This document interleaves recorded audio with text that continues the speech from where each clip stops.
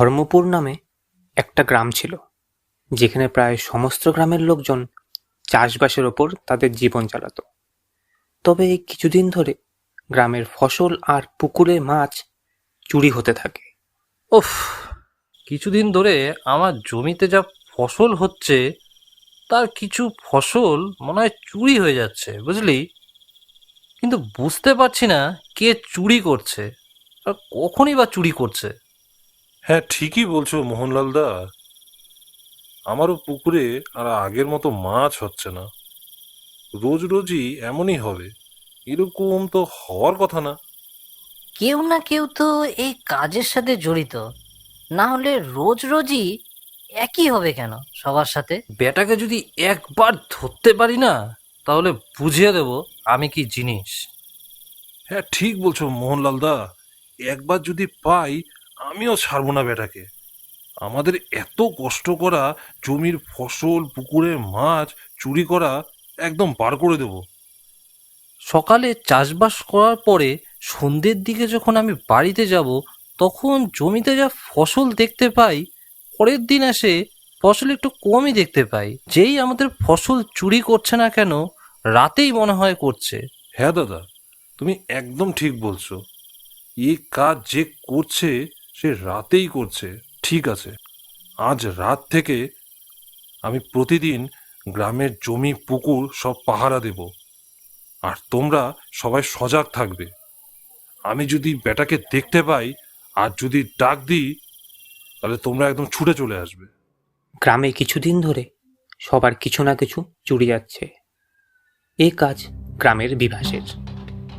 তার পুরো দিনটাই কাটে আজ কার কি চুরি করব এই চিন্তায়। গ্রামে রাত হলেই সে কারো না কারো ফসল চুরি করত, বা কারো পুকুরের মাছ চুরি করে সে দিন চালাতো। তাই সে আজ ঠিক করলো আজ রাতে আবার দিনেশের পুকুরে মাছ চুরি করবে। আরে, ওটা কি? এই চুপি চুপি রাতে কোথায় যাচ্ছে? হ্যাঁ, এই তাহলে চোর। দাঁড়া, আজ তোর একদিনকে আমার একদিন। দাঁড়া, আজ বেটাকে ধরেই ছাড়বো। আমাদের কষ্ট করা সবকিছু এভাবেই চুরি করা না। দাঁড়া। দিনেশ বিভাসকে দেখা মাত্রই চুপ চুপ করে তার পিছন পিছন যেতে থাকে। যখন বিভাস দিনেশের পুকুরে মাছ ধরার জন্য নামে, তখনই দিনেশ তাকে দেখে বলে, এই, কে রে? কে ওখানে? কে? বিভাস, তুই? তাহলে এতদিন ধরে আমাদের গ্রামে এই ফসল, পুকুরে মাছ টাছ চুরি করছিলি? এই, কে আছো? সবাই আসো, সবাই এখানে আসো, দেখে যাও। এই চোর আর কেউ নয়, আমাদের গ্রামেরই বিভাস। গ্রামের সবাই বিভাসকে গাছের সাথে বেঁধে রাখলো আর সারা রাত পেটাতে লাগলো। পরের দিন সকালে গ্রামের সবাই ঠিক করলো বিভাসকে গ্রাম থেকে বের করে দেওয়া হবে। আরে বিভাস, তুই তুই এতদিন ধরে আমাদের জমির এই চুরি করেছিলি? যা, বেরিয়ে যা। তুই আমাদের এই গ্রাম থেকে একদম বেরিয়ে যা। কোনোদিনও যেন তোকে আর এই গ্রামে না দেখি। হ্যাঁ, চলে যা এখান থেকে। এই গ্রামে যেন আর তোকে একদম না দেখতে পাই আমরা। আমাকে তোমরা সবাই মিলে গ্রাম থেকে তাড়িয়ে দিচ্ছ তো? আমি কিন্তু কাউকে ছাড়বো না, ছাড়বো না আমি কাউকে, সবাইকে দেখে নেব।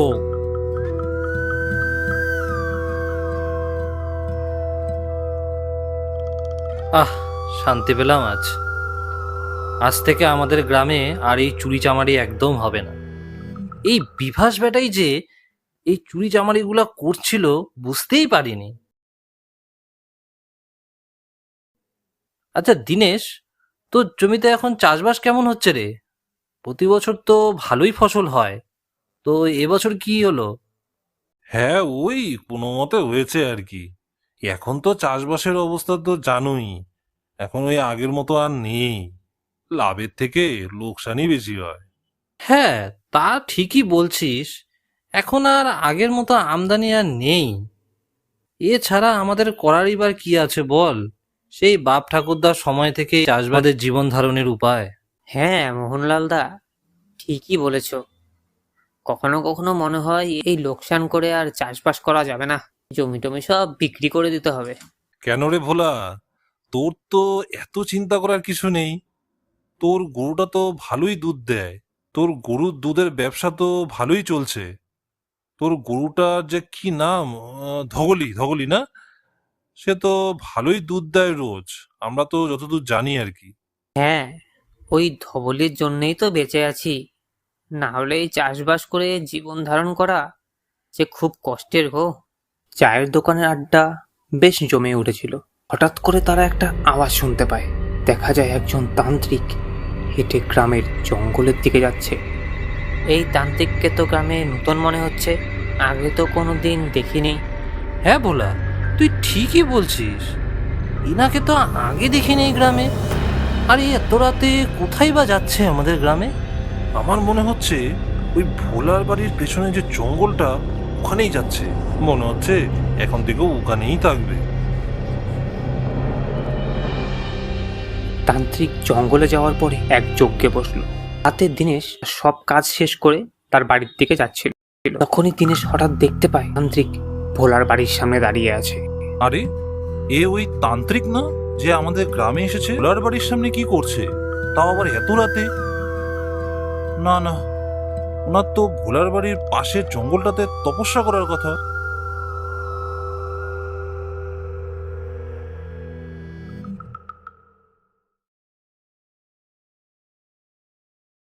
আরে, এখানে এত ভিড় কেন?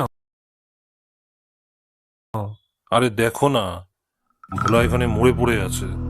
সে কি? দেখি দেখি।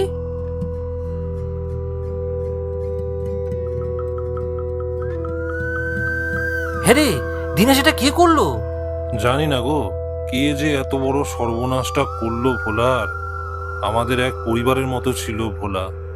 সত্যি, যে করেছে না এই কাজটা সে মরবে দেখো। ভোলার সাথে তো কারো কোনো শত্রুতা ছিল না, তাহলে কিসের জন্য মারলো ভোলাকে? বুঝতে পারছি না তো।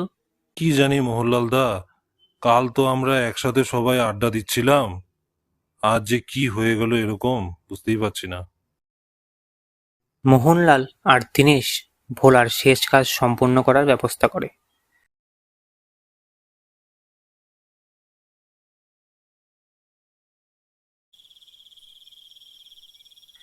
রাতে সেই চায়ের দোকানে মোহনলাল আর দিনেশ এই ব্যাপারটা নিয়ে নিজেদের মধ্যে আলাপ আলোচনা করতে থাকে। ইস, কি যে খারাপ লাগছে। ভোলার এরকম করলো যে কে, দেখে খুব খারাপ লাগছে। সেটা কারোর সাথে কোনো শত্রুতা নেই, তাও ওর সাথেই এরকম হতে হলো। আমার না ব্যাপারটা কেন জানি গোলবালের মতো মনে হচ্ছে, বুঝলি? তোমার আবার কি গোলমাল মনে হচ্ছে? আচ্ছা, ভোলার এই ঘটনার সাথে ওই ঘটনার কোনো যোগাযোগ নেই তো? তুমি কোন ঘটনার যোগাযোগের কথা বুঝছি না বাবু। আরে, কাল রাতে আমরা যখন নিজেদের নিজেদের মধ্যে কথা বলছিলাম না, তখনই আমাদের গ্রামের দিকে এক তান্ত্রিক বাবা আসছে। সে আবার ওই ভোলার বাড়ির সামনে যে জঙ্গলটা আছে তার পেছনে আবার আশ্রয় নিয়েছে। রাতে আবার যজ্ঞ করেছে শুনলাম। আমার তো মনে হচ্ছে এই ঘটনার পেছনে ওই তান্ত্রিক যুক্ত নয় তো? তুমি ঠিকই বলছো, আমারও তাই মনে হচ্ছে। সে কোনো খারাপ উদ্দেশ্য নিয়েই আমাদের গ্রামে এসছে। না হলে এত রাতে গ্রামে পায়চারি করে কেন? হ্যাঁ রে, আমিও দেখছি এই তান্ত্রিককে রাতে পায়চারি করতে। সেই জন্য তো বলছি, এত রাতে সে গ্রামে পায়চারি করে কি লাভ পায়? আর এই তান্ত্রিকের কিছু একটা করতে হবে, বুঝলি? শোন, আজ রাতে যদি সে বের হয় তাহলে আমরা তখনই তাকে ধরবো আর জিজ্ঞেস করব সে এত রাতে কি করে। হ্যাঁ, ঠিক বলছো। রাতেই আমাদেরকে ওনাকে ধরতে হবে, আর যাতে আমরা বুঝতে পারি যে সে এত রাতে কি করে। ঠিক আছে, তাহলে আজ রাতে 12টা নাগাদ চলে আসিস আমার বাড়িতে।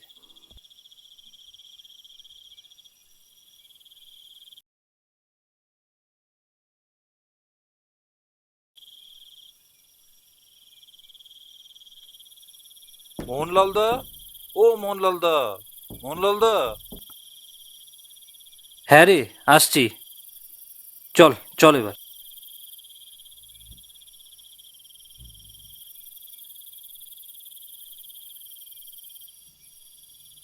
তারা দুজনে প্রথমে সেই তান্ত্রিকের কাছে যায়। সেখানে গিয়ে তারা দুজনে দেখে তান্ত্রিক এক যজ্ঞে ব্যস্ত। দেখলি দিনেশ, কি সব যজ্ঞ করছে? আমার তো এবার সম্পূর্ণ মনে হচ্ছে এই মৃত্যুর পেছনে এই তান্ত্রিকই দায়ী। সেটা তোমার এখন কি দেখে মনে হলো? এক না, গ্রামের রাতের দিকে এই পায়চারি করার আগে এরকমই যজ্ঞটজ্ঞ করে বের হয়। ও রাতে এই যজ্ঞটজ্ঞ করে গ্রামে বেরানো, এটা সত্যি কোনো ভালো লক্ষণ না।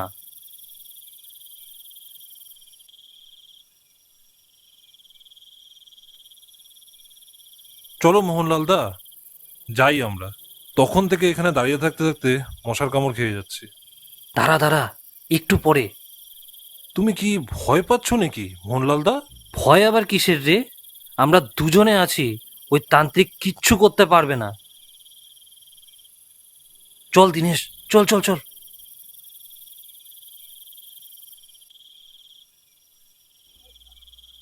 এই, কে তোরা? আমার রাস্তা আটকে দাঁড়ালি কেন? তান্ত্রিক বাবা দাঁড়ান। এত রাতে এই যজ্ঞটজ্ঞ করে আপনি কোথায় যাচ্ছেন আমরা সেটা জানার জন্যই এই আপনার সামনে এসেছি। সে কি রে, তোরা তাহলে আমাকে অনেক দিন ধরে অনুসরণ করে যাচ্ছিস? আমার রাস্তা থেকে সরে যা বলছি। না, আপনি যতক্ষণ না আমাদেরকে বলবেন এই রাতে আপনি গ্রামে কিসের জন্য পায়চারি করেন, তা না জানা অবধি আপনাকে আজ আমরা ছাড়ব না। তোদের এত বড় সাহস যে তোরা আমাকে প্রশ্ন করিস?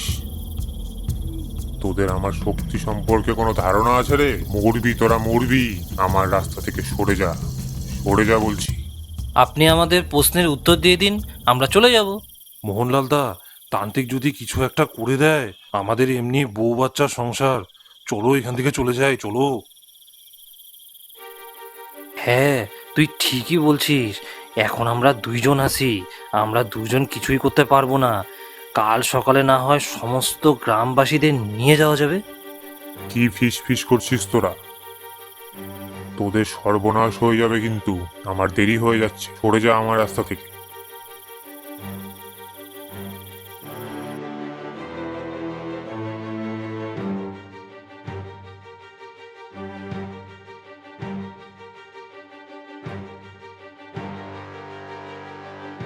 হায় হায় হায়, আমাদের এত বড় ক্ষতিটা কে করলো? আমাদের তো কারোর সাথে কোনো শত্রুতা নেই। ইস, কাল ভোলাটার মারা যাওয়া দেখলাম, আজ আবার রানার মৃত্যু দেখতে হলো। হায় রে, কি যে শুরু হয়েছে আমাদের গ্রামে। সত্যি এ ওই তান্ত্রিকেরই কাজ। কাল যদি ধরে রাখতে পারতাম না, তাহলে রানাকে আজ এভাবে মরতে হতো না। কেন, কাল রাতে কি হয়েছিল? আরে আমাদের গ্রামে এক তান্ত্রিক বাবা আসছে, আবার ওই ভোলার বাড়ির সামনে যে জঙ্গলটা আছে সেখানেই থাকছে। সে কয়দিন ধরেই আমাদের গ্রামের রাতের দিকে পায়চারি করে, নিশ্চয়ই কোনো খারাপ উদ্দেশ্যে। কাল রাতে আমি আর মোহনলাল দা সে যখন পায়চারি করতে বেরোয় তখন ধরি, তারপর আমরা স্পষ্ট দেখতে পাই যে তান্ত্রিক ওই রতনের বাড়ির দিকেই যেতে। তো ওই তান্ত্রিক এরকম করছে কেন? কাল তান্ত্রিক বাবা যজ্ঞটজ্ঞ করে আসছিল, আমরা দুজনে খুব ভয়ে ছিলাম, তাই আর কথা না বাড়িয়ে আমরা দুজনেই ওখান থেকে চলে আসি। তাহলে আজ আমরা গ্রামের সবাই মিলে একবার ওই তান্ত্রিকের ডেরায় যাই, গিয়ে জিজ্ঞেস করি যে উনি আসলে কি চায়। হ্যাঁ, ওটাই ঠিক হবে। চলো তাহলে।